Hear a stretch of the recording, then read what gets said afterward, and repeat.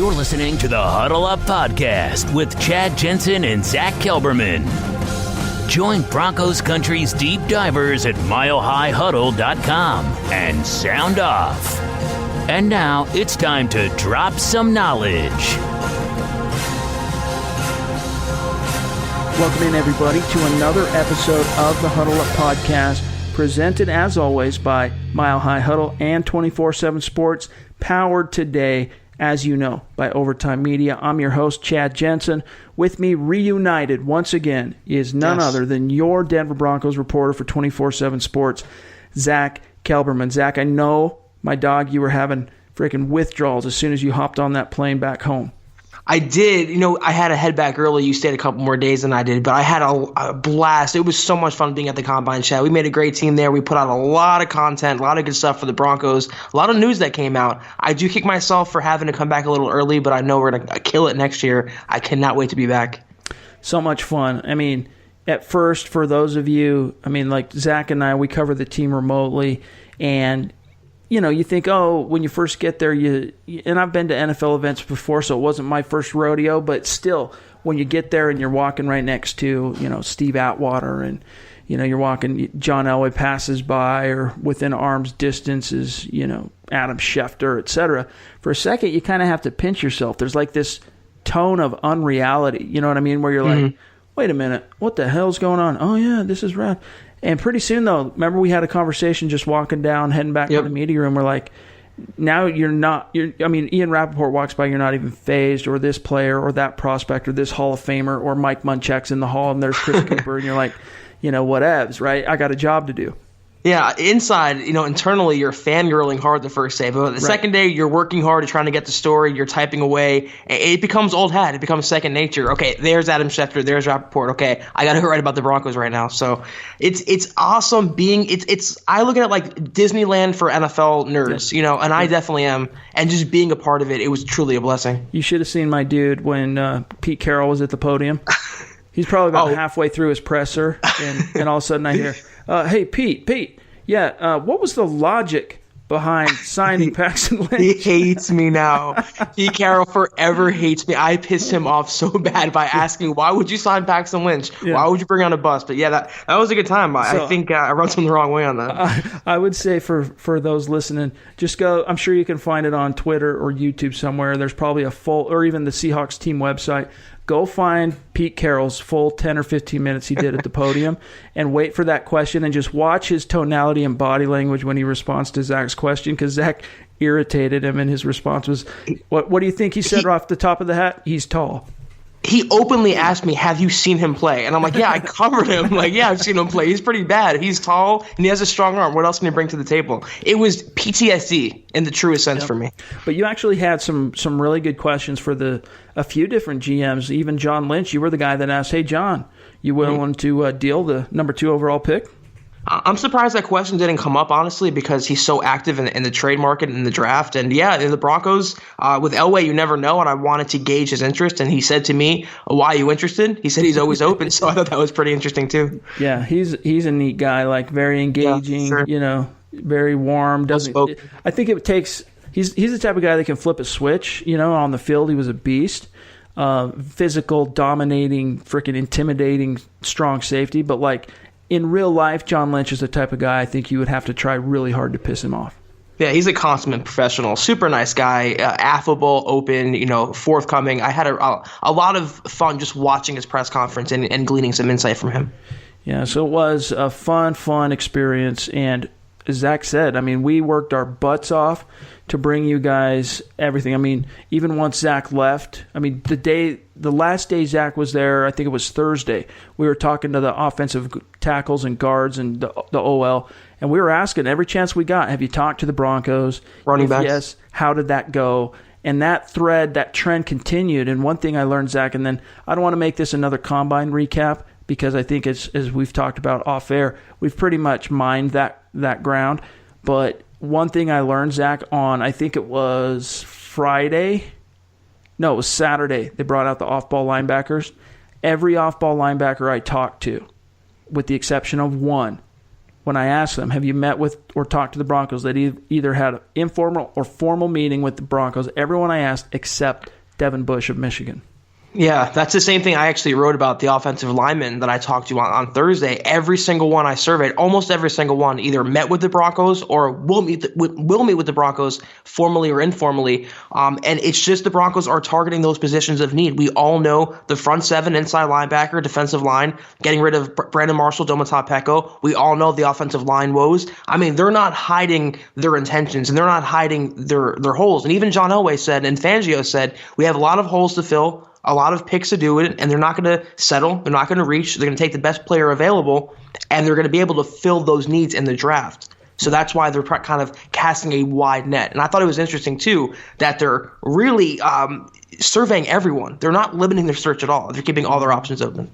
And the other thread, before we move on and get to the main topics of today's podcast, that I found, especially when talking to defensive prospects, especially the linebackers, when I would ask them, so let me ask you this. When you were talking to the Broncos in that meeting, whether they had told me it was informal or formal, and I said, when you were in that meeting, what was it that the Broncos seemed to be the most keen on learning about you? Like, what did it feel like was on their mind the most?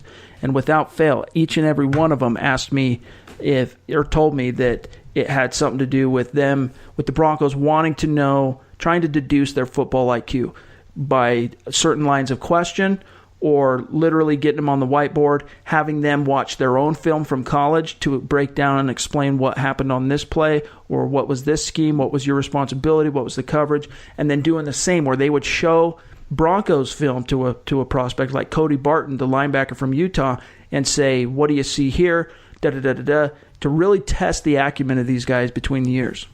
Yeah, Chad, another thing I noticed, too, talking to some of these running backs and some of these linemen, is the Broncos coaching staff is already garnering more respect around the league and to college players than they did last year. I talked to Greg Little, the tackle from Ole Miss. I asked him what it would be like to work for Mike Munchak or work under him, the most renowned OL coach in the business, a Hall of Famer. He said it would be an honor to play for him. It'd be an honor to be drafted by the Broncos, a true blessing. I don't think last year he'd say the same about Sean Kugler and Chris Strausser. It's nice to see already the reputation around the league that Denver is on the up-and-coming path. With Vic Fangio, they're doing it the right way. Talking to some people, though, on these prospects, they're trending in the right direction. Yeah, definitely there's some gravitas now in the Mile High City at the coaching level, some real wherewithal. And I think we'll see that pay some dividends when free agency rolls around. But let's talk real quick a few matters of business before we dive into today's main topics of discussion. You guys, make sure you're following the show on Twitter at HuddleUpPod. You want to do that so that you can stay engaged and have your finger on the pulse of what's happening with the show in real time. Just like today before the pod, we threw out a quick Twitter call. Hey, flash questions. Right now we're taking your Twitter questions. Usually we're taking them from VIP subscribers only on Friday. Every once in a while we'll throw them out on Twitter. If you want to be able to get in on those and just know what's going on with the show, you got to follow on Twitter at HuddleUpPod. Also, you guys have done a great job of helping us bump our numbers on iTunes in terms of the reviews and rating the show. Keep that going. If you have not done that and you're an iTunes listener, take some time, leave a quick creative review of the show, 5-star rating. You have no idea how much you can help us grow and reach new listeners. All right, so let's get to the main crux. We're going to do a Twitter mailbag, second half of the show, segment number 2. Segment number 1, though, we want to dive into this kind of confusing report from Mike Klis, and I'll explain in our conversation what I mean by confusing. But basically on Monday, Mike Klis tweeted out that the Broncos are unlikely to take a quarterback with the number 10 overall pick. Now, this tweet, of course, comes on the heels just a couple days after he had reported that the Broncos did not meet formally with any of the big 4 quarterbacks at the Combine. That includes Kyler Murray, Dwayne Haskins, Drew Lock, and Daniel Jones. So most of the other quarterbacks I talked to on Friday had met with or talked to the Broncos, but none of them, the big 4, had met with the Broncos on a formal basis. And that's not, that in particular, Zach, wasn't that big of news because we know the Broncos had gotten an up-close look and met with and talked to Drew Lock and Daniel Jones at the Senior Bowl. But here's where it starts getting confusing is on Monday. So Klis reports that the Broncos not expected to take a QB with number 10 pick. And then in response to someone else, I think, a question he received on Twitter, he responds that, oh, well, the Broncos didn't meet with any of the big four at the Combine, but they'll probably bring in one or two for their 30-team visits, which is exactly what I said, Zach, when that report initially broke on Saturday. Yeah, I don't want to use this time to dump on Mike Klis or anything. And no disrespect to him. It just was a weird way to put it. He cautioned not to read too much into it. The Broncos not visiting with them and the fact they'll bring them in for private visits more than likely before the draft. And then he immediately read into it by suggesting the Broncos and Elway tipped his hand. So, I don't really think too much of it right now on March 4th, what's going to happen on April 25th. So much can and will change, and it's going to be how the board is going to shake out for the Broncos. Chad, one thing we talked about at the Combine, we learned the Broncos are strictly going BPA. They are not going to deviate from that. They're not going to reach. They're not going to settle. They have a lot of needs, including quarterback, and they're going to get a good player to address one of those needs. See, and that's where I don't, to use the deviate word, I don't think that's necessarily true, because most teams, they say, yeah, we're going to go BPA. But when they're actually structuring their board, the way they value players is very much based on needs of the roster. So, in other words, if you have a franchise quarterback and the best player in the draft is, let's just say, Kyler Murray, if that's who you have rated as the best player, he's not going to be number one on your board. So, right. It's there's a lot of gray area there. And to me, what this smacked of, Zach, was Mike Klis is a mouthpiece, okay, for the Denver Broncos. Let's face it. And by that, I mean, if they want to put a trope or a storyline or a talking point out into the public arena so that it reaches all the teams, they use Mike Klis. Occasionally it's Nicky Jhabvala, but mostly it's Mike Klis. To me, this screams smokescreen. This is the Denver Broncos trying to telegraph that, hey, we are out of the quarterback business this year, you guys. So, don't feel like you need to jump up ahead of us in the draft to grab that quarterback. They're trying to create the perspective or the backdrop that teams don't have to freak out and try and move and get in front of them, so that the quarterback they do want falls to them. I put some feelers out there and talked to some people today on this, because I was like, this is fishy. And what I got back is, and I talked about this, Zach, on one of the solo podcasts I did, but John Elway, traditionally as a GM, he's been a very transparent guy. In other words, the NFL mostly knows what he's going to do in round one in January. It's pretty well known. I mean, you can even go back to 2016. It was known in January that the Broncos were in on quarterback, and then not long after that Paxton Lynch was high on their board. So this time around, what I've been told today is that the Broncos are trying to be a little more sleuth in their approach, because once again, they're in the top 10. And this time around, they don't want to miss out on the guy that they want. That's another guy also told me, it's basically confirmed the same thing, but also said that while Klis isn't necessarily right that the Broncos are unlikely to draft a quarterback with pick 10, one thing that they are confident in is that the Broncos won't trade up to draft a quarterback. So that's why all these talking points are coming out now, is because they are intent on staying at pick 10, Zach, and what they're hoping is by putting it out there that they're out of the quarterback business in the draft in the top 10, that it'll allow one of the guys they like to fall to them.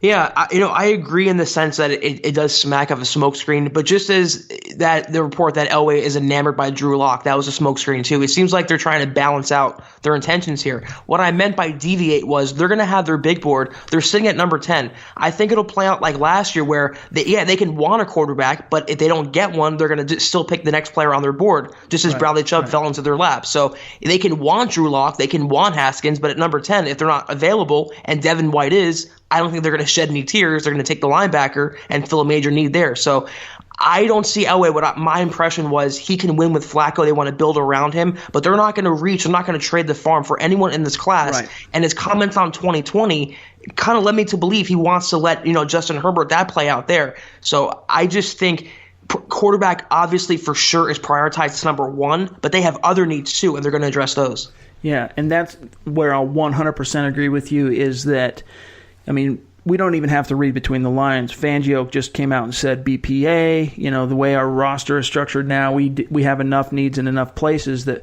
really what we need is playmakers. So we're going to take best player available regardless, is what he's basically trying to convey, even though there is some gray area there, as we've already touched on. And then Elway talking about, the 20, because the thing you got to remember is the way that question, we were there, the way that question was posed to Elway was, hey, John, there's been a lot of, in the media, perception and talking points that the 2020 quarterback class is the bee's knees, basically, and that 2019 is nothing to be, really, there's not that much there in 2019. Right. What are your thoughts on that? And so his answer was through that scope where he's saying that, I can understand why a lot of people are in on 2020. And to paraphrase him, we think there's still some good players in 2019. Now, I'll be the first one to admit that I want the Denver Broncos to get a quarterback at pick 10. I'm pretty well on record at this point that I think it'll be a massive mistake for them to go into back-to-back seasons with top 10 picks and also a massive need at quarterback and not come out with a franchise player of the future. I think it could be a massive monumental mistake and a significant mar on John Elway's front office resume and might even hurt his legacy as a front office guy. That's how worried I am about that. I think they need to go quarterback at pick 10, but not on a quarterback that they don't like. So this all goes back to the whole smokescreen thing, and your point about BPA and not reaching is, I think it's all about Drew Lock in the top 10, to be frank with you, or Dwayne Haskins. If Dwayne Haskins is probably going top 5 though. So it's really about doing what they can to maneuver in the media to try and grease the rails so that Lock is there at pick 10. Now, if Lock's gone at pick 10, that probably means you had 3 quarterbacks go in the top 9. Murray, Haskins, Lock, which means there's a good chance you're going to get a blue-chip defensive player at pick 10, whether it's Devin White, who it sounds like is not going to get past Tampa Bay at 5, but whether Devin White, Ed Oliver, there's a chance he could slip. Quinnen Williams is considered to be one of the top prospects, but you also have Nick Bosa in there. I'm not saying Nick Bosa is going to drop, but Jonah Williams is there. There's this massive kind of logjam at the top, and what governs it year after year is the demand and need for quarterback. So that's why the Broncos are trying to kind of play the long game this time and not be as transparent with what their needs are. Because think about it. Last year they telegraphed that they wanted a quarterback. I mean, they only had 2 that they had their eye on. That was Darnold and Mayfield. I mean, they were so obvious that they wanted quarterback. I mean, look at their team headquarter visits. They specifically requested Allen and Baker Mayfield on their team at the Senior Bowl. And if that doesn't telegraph exactly what they're thinking or what's on their mind, I don't know what else will. But when both were gone, Elway tested the waters, and it was too rich for his blood to trade up to get into position to grab Darnold. So he let there was no shot at Mayfield, but he could have mortgaged the farm for Darnold. I'm kind of glad he didn't, to be honest with you at this point, because I'm not huge on Darnold. But at that point, Bradley Chubb was there, so they took him because, and I don't know, maybe that'll be a mistake because to me, Josh Rosen was my number 2 quarterback that year, and now it seems like even the Arizona Cardinals don't want him. It's beyond obvious that Elway was truly smitten by Baker Mayfield. He wanted him badly last year. Obviously, he would have been a franchise quarterback, but it shows how stubborn Elway is, especially as a GM. He has final say, of course, and he sticks to his guns. And that's why I'm saying if he doesn't think Locke or Haskins or whoever's available is a franchise quarterback, he will wait until 2020 and take another player, another blue chipper, as you said, to fill another need. And the quarterbacks in the top 10, it kind of adds a little credence to my point. It's going to push those good players down more. If you go 3 quarterbacks in the top 10, there's a better chance. Baker's going to fall, Jonah Williams going to fall, Devin White's going to fall. And I'll tell you, if Elway is not absolutely sold on Drew Lock, I'm not going to cry if they end up with Devin White. That's just me, though. Yeah, and it's understandable. I finally got a chance, because one thing that listeners might not realize and people watching the Combine on NFL Network is we're in a completely different building covering the podiums and the interviews. So Zach and I are literally across the street from Lucas Oil Stadium, where they're actually doing the on-field drills and where the quarterbacks are throwing and all that stuff. So we don't even get a glimpse of what's happening over there with the drills and the 40s and the throwing and all that stuff until we get back up to the media room and we can watch NFL Network just like you guys. And so I didn't get a chance to even watch the on-field drills. I saw some of the buzz on Twitter, But I watched Drew Lock. I watched Dwayne Haskins. Drew Lock's arm, I'm telling you right now, and I tweeted this at some point on Monday, that if you don't think that arm isn't something John Elway is coveting right now, I mean, the way that thing just flies out of his hand and the zip and the talent in that dude's right arm, I mean, you got another thing coming. And who knows? Maybe the Broncos do have designs on moving up, and maybe they are testing the waters on what it would take. But right now, they're playing the long game, Zach. They're playing, 3D chess, so to speak, hoping that it can land them Drew Lock. And then if he's not there, they're going to take that blue chip player and then look for a guy like, Jarrett Stidham, look for a guy like Brett Rippon, someone like that, day 2, early day 3. Yeah, Will Greer, another guy that they visited with the Combine. And that's what I'm saying. They're really going to stick to their guns, and I don't think they're going to force anything. For now are the operative words, because March 4th is a lot different than April 25th. There hasn't been pro days. There hasn't been private visits just yet. We don't know their true intentions. To take one report as gospel right now is stupid. It shouldn't be done. Even by the mouthpiece. Right, that's intentional. I think you're right. I tend to agree with you after thinking about it. It's more of a smokescreen, but there's going to be a lot more between now and April 25th. That's just draft season. It's what it's about. So be prepared, Broncos country. You're going to hear the Broncos are interested in player A, player B, player C, all the way to Z. We won't know until draft day. Yeah. And for what it's worth, we are planning on sending a correspondent to Missouri's Pro Day on March 21st. Nick Kendall, we're expecting to be able to get in there credentialed for that. So we'll be reporting to you what type of presence the Broncos have at his Pro Day, where it's a little bit more of a controlled and curated environment for the quarterback, especially throwing to receivers he already knows and has chemistry with in a format that has been practiced and worked on by his staff there, his coaching staff and support base. So we'll hopefully have a little bit even more of an up-close look at what happens at Drew Lock's Pro Day. But to me, it's Drew Lock or bust at pick 10. If Drew Lock's not there, pick of the litter and then try and find the next best guy.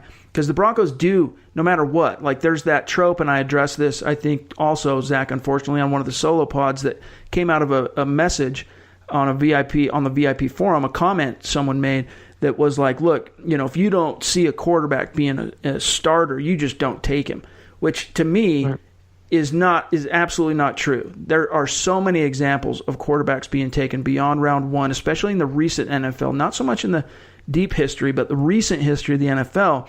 If you see franchise tools that are still kind of in potentia and they're kind of in the rough, so to speak, but you see the tools are there, they need refinement, there are absolutely quarterbacks worth drafting that you bring in and you hopefully are able to team them up with the right coaching environment and the right scheme and get them to that point. Look at Jimmy Garoppolo, look at Nick Foles, look at Russell Wilson. There are a lot of examples. I mean, Tom Brady is the outlier, right? Because he's the GOAT and he was taken in the 6th round, et cetera, et cetera. But there are examples in to date. And I'm not telling you necessarily that Jarrett Stidham is that guy or Will Greer or even later on a guy like Eric Dungy, but those guys do have some of those franchise tools. And I know for a fact, Zach, I've been told by multiple people and picked up on it at the Combine, Rich Scangarello likes him some, Jarrett Stidham. So keep an eye on that. It's a great point you bring up, too, and that's exactly why the Broncos, and we talked about it before, that's why they hired Scangarello, was to develop a young quarterback. And identify. Right, and they're going to give him a lot of input into that decision, even though it's Elway's final call. And I would agree that Locke is, I think, the clubhouse leader. If you held a gun to my head right now, I think, quarterback has to be number 1, most important position. It's going to come down to how well he impresses in his interviews, how well he shows out in his pro days, what Elway sees, and if he can just seal the deal, and if he falls to 10. Those are all questions we won't know yet. But right now, I would tend to agree that Locke has to be kind of the leader. And to say they're unlikely is just a borderline, I don't even know, comical. Yeah. We still have a lot to get to. We're going to get to your questions in the Twitter mailbag, allow you to exercise some demons and unburden your soul. But first, we got to take a quick break. We'll be right back. This is the Overtime Podcast Network. All right, so it's that time of the week where we take a peek inside the Mile High mailbag because Zach and I are your football priests, and each and every week we're here to offer you the absolution and answers to your burning Broncos question. And the first one here comes from Frankie Apodaca on Twitter, at Frankie Apodaca1. Question is, having that production would be nice. Hold on a second here. All right, he's trying to get our thoughts on Antonio Brown. He says, having that production of Antonio Brown would be nice, but I don't think adding a diva to the locker room is a good idea, Huddle Up Pod. AB trade talks are heating up, 3 possible suitors emerging, and of course, Zach, I think you wrote about this on Monday that Rappaport floated the Broncos. Everything we've been told by insiders and people we know close to the Broncos absolutely refute the idea that the Broncos are in on AB. But what are your thoughts here for Frankie? Rappaport is the only one beating this drum, and I have no idea why he's doing it. I don't know why he's pushing this narrative, but the Broncos have no need for and no interest in acquiring Antonio Brown, and for the reason he just stated, he's a diva, he's 30. His cap numbers the next 3 years are killers, $22 million, $18 million, $19 million. That's franchise quarterback money. The Broncos are paying that already to Joe Flacco, Keenum, and Von Miller. They just can't afford him right now. They're bringing back Emmanuel Sanders. It does not make sense. They're not one player away from competing. They're not an Antonio Brown away from competing. He would do more harm than good. He would sow more discontent in the locker room. They're transitioning. He wouldn't mesh with Vic Fangio. He's very old school. It's just oil and water. Here's one from Jeff Smith, a former colleague of ours. We've had him on the podcast, in fact.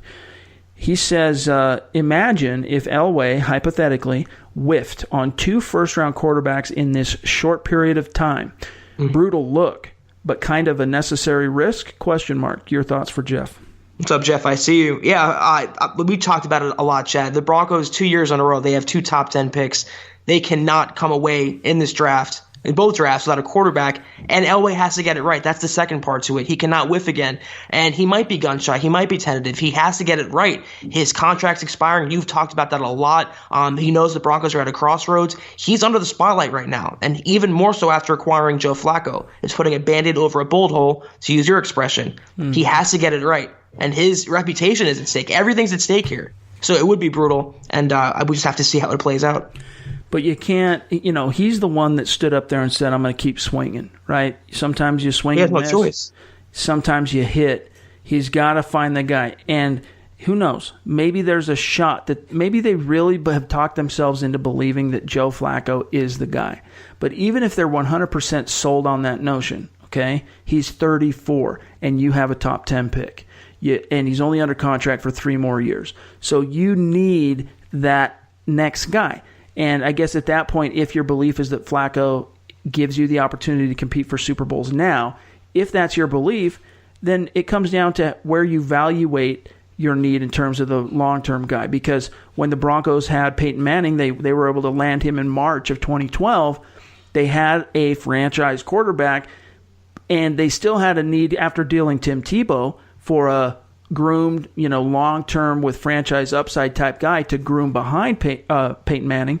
So they ended up taking, not in the first round, they waited, went into round 2 and took Brock Osweiler. They probably should have waited till round 3 or at that pick 12 taken Russell Wilson. Who knows how that would have changed the future. But my point being as it relates to this is that if Flacco makes them believe that they can compete now and they have a franchise guy, that doesn't eliminate the need for a long-term quarterback. It's just a matter of, Zach, where is that priority in terms of your draft? Is it worth still taking a top 10 pick if the guy is there? Or are you so confident in Flacco that you roll the dice and take a Jarrett Stidham or a Will Grier or a Brett Rippon day 2?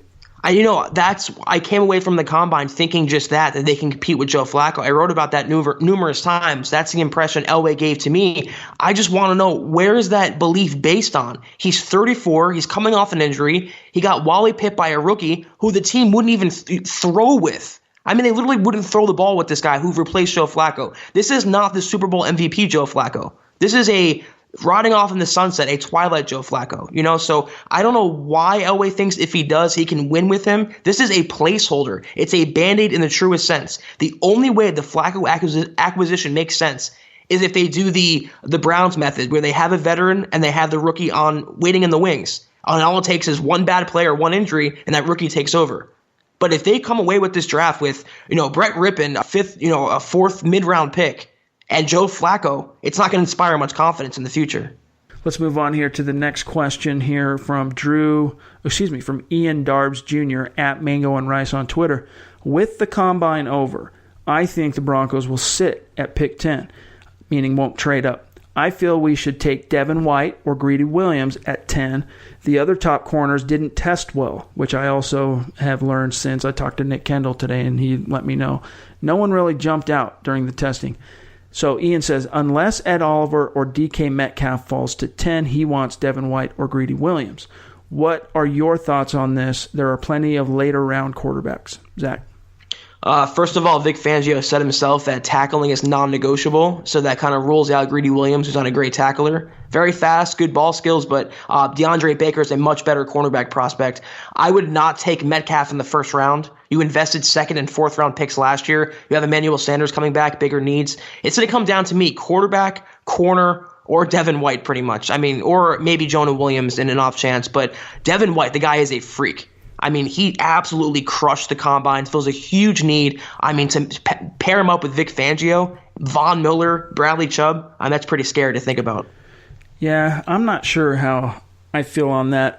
One thing I'll say for sure is I wouldn't want the Broncos to use the 10th pick on DK Metcalf. Right. They're pretty well set, and I understand that he could be, who knows? He might be the next Megatron for all we know. But it's one of those things where the Broncos have bigger fish to fry than taking a wide receiver with the 10th pick. So to me, at that point, I'm still hoping for Drew Lock slipping to 10. But if let's just say he's off the board, then I'm hoping that also meant that Ed Oliver or Devin White slipped. If I can get one of those two guys, I'm stoked. Yep. DeAndre Baker is probably, after the testing and everything, guys, the NFL are going back over his tape, because all of their tape, because no one really tested off the charts like you wanted to see from some of these top-rated corners. So the NFL right now is going back through the reevaluation process on some of these guys' tape. But I would think maybe even Devin Bush. That might be quite a bit higher. He's a round one linebacker. But if White's gone and Oliver's gone too, and so is Locke, I think I'd rather have Devin Bush there than I would even Jonah Williams, even though maybe the value long-term would be better for Jonah Williams. But, yeah, and, you're right, though, Ian. There are plenty of other, intriguing, toolsy quarterbacks to be had later on in the draft if you miss out on Drew Lock, for example, in the top 10. And Bush, to me, I wouldn't really take him at 10. That's a little too early for me. Maybe trade back a few spots. Then you open up yourself to taking a lineman, maybe Dalton Reisner. Jonah Williams not going to fall that far. Maybe Greg Little if he tests well or shows well in his interviews. The Broncos can go in so many different directions, and that's why I think Elway is not going to mortgage the future. He's going to stay put. Maybe at the most, if he absolutely falls in love with anyone, he will go up a few spots, kick up a fourth or third round pick. But to sell the farm in this class when they have so many needs and pretty much guaranteed to get one of the guys we mentioned, Chad, yeah. I just think they're sitting pretty. Yeah.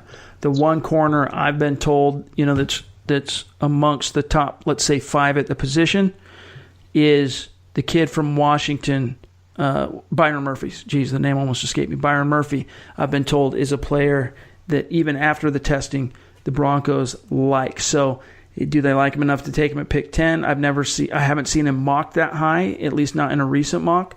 So that's probably more of a, if you can trade down and because your quarterback is gone, you trade back a little bit and maybe take Byron Murphy later in the draft. Now, here's one from Drew Hollenbach. If not a quarterback, I'd want Devin White. Quinnen Williams would be nice to have, but you got to take the best player you can. I'd take Ed Oliver or DK Metcalf. If they're still on the board at 10, it would be idiotic to pass them up. Now, maybe I'm being idiotic here, Zach. You tell me. But after taking Cortland Sutton in round 2 and having just a pretty young and explosive and versatile wide receiver core, and technically still with Emmanuel Sanders under contract, and not having an elite quarterback to distribute the ball, I don't need DK Metcalf at pick 10 when I could probably get another blue chip guy who can make a bigger impact at that point in time and be better value at pick 10. Plus you have Tim Patrick. Plus you have River Craycraft. Plus you have Brendan Langley, who apparently converted to wide receiver from cornerback. They're good on wide receiver. They don't need a first-round guy as good as Metcalf can be. And he, to me, has some bust potential. That scares me. He's almost too good to be true with his frame and his speed. But it's interesting he mentions Quinnen Williams, because the draft always has that one guy who falls. Last year it was Bradley Chubb. And if Williams falls to the Broncos at 10, with Bill Collar and Vic Fangio, and they have a need there with Wolf getting older, that could be a dark horse pick there. But I'm holding firm. If it's not a quarterback, it's got to be a guy like Devin White or DeAndre Baker. Those are the biggest three needs on the Broncos. And that kind of ties into the next question here from Jedi Joshua 58, great listener of the show. Yep. Huddle Up Pod. You think we take White if he's there at pick 10? I'd be okay with that. Maybe Stidham in the third in that scenario. But I have a sneaking feeling we may draft a quarterback later, like Tyree Jackson, Brett Rippon, or maybe even Will Greer late-ish. Also, you guys did an outstanding work. Super proud of you guys. I brag on the whole crew. Much obliged, brother. Appreciate you. I think here's what I'll say. You answer this the way you want to. As if Drew Lock is there at pick 10 and Devin White is there at pick 10, which I don't foresee both of them being there, but if they're both there at pick 10, I want the Denver Broncos to take Drew Lock. Now, if Drew Lock's gone and White's on the board, you got to take White. But there is a chance, Zach, that Ed Oliver might slip to 10. I mean, yeah, all things being equal, if it's a franchise quarterback or a really good inside linebacker, you got to take the quarterback. And as long as Locke doesn't blow it in interviews, I think he would be the guy at 10. But if he's off the board, to me, Devin White, it all depends on what the Broncos do. It's so hard to answer this question before free agency. If they sign C.J. Mosley, they're not going to draft Devin White. They're going to go on to another player. It all depends on how they fill those needs. But if they don't and Locke's off the board, White is for sure my guy. Yeah. And for what it's worth, everything I heard was that NFL teams have been really impressed with Drew Lock in person. So their meetings with him, testing his football IQ, his work on the whiteboard, and then just his personality, he's connected with a lot of teams. So the Broncos aren't going to be the only team in on Drew Lock. He is a very magnetic and engaging person in person, as I talked about on the podcast last week. So, it'll be interesting to see, but there's still a lot left in the pre-draft process, right, Zach? You got pro days. You got the 30 allotted team visits. Yep. There's still a few more dots left to connect until we can really, with any degree of accuracy, which is still a crapshoot, try and forecast what's going to happen in the top 10. Yeah, and let me add a caveat to this. If they don't take a quarterback in the first round, they have to take one by the third round. They can't wait until the 5th, 6th round to get a developmental guy and go into the season with him and Joe Flacco and no one else. So if they go Devin White great in the first round, I love the guy. He'd be a great player on defense. But I would even consider trading back up into the first round. I would consider moving up. They got to prioritize it. So if they don't go QB, I'm with you, Chad. I'm a Drew Lock guy. They got to prioritize that position for sure. If he's not there and they go a player like Devin White, they got to get a quarterback on the roster, though. They can't wait. They have to do it in the second round or the third round. I'm even okay with Daniel Jones in the second round.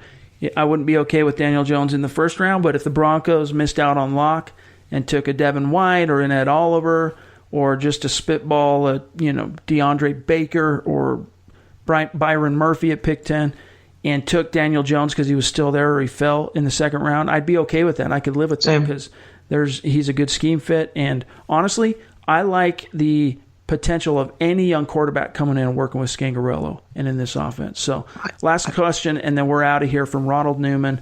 He says, love the work you guys do with the podcast. Do you think John Elway has his big board set, or is he waiting for free agency? Absolutely, he's got to wait till free agency. He has to wait for that, and his big board won't be set until he's on the clock. I mean, last year he admitted he had no simulations. The Broncos ran thousands of mock drafts. Not one of them showed Bradley Chubb being available number 5. So his big board is not set until he's on the clock. But yeah, free agency comes first. Even Elway admitted he wants to let that play out before they address cornerback, Chris Harris Jr., all those things. So that's going to come first. And after that, then he'll start putting the rough draft together. But the final copy won't come until April 25th. You got it. But that's going to do it for today's episode of the Huddle Up Podcast, you guys. Building the Broncos will be back on Wednesday with a great episode, so stay tuned for that. In the meantime, make sure you're following the show on Twitter at HuddleUpPod. Do your part to help vault the show by leaving a creative 5-star review on iTunes. Make sure you follow my partner Zack Kelberman on Twitter as well, at Kelberman247, myself at Chad and Jensen. We'll be back here with another episode for you on Thursday. In the meantime, be good. For Zach, I'm Chad. Talk to you soon.